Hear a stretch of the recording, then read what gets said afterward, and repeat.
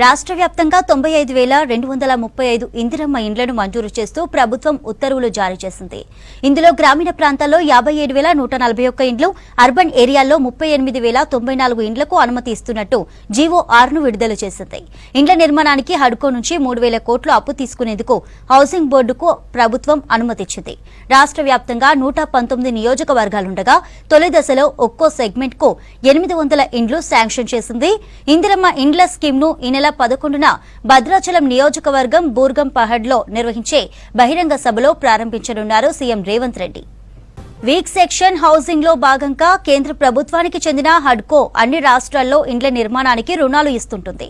గతంలో ఇందిరమ్మ ఇండ్లు, double bedroom ఇండ్లకు రుణమిచ్చింది.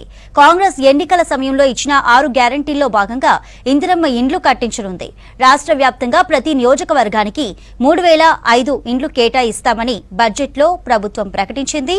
ప్రజావాణిలోనూ ఇందిరమ్మ ఇండ్ల కోసం దాదాపు 85 లక్షల అప్లికేషన్లు వచ్చాయి.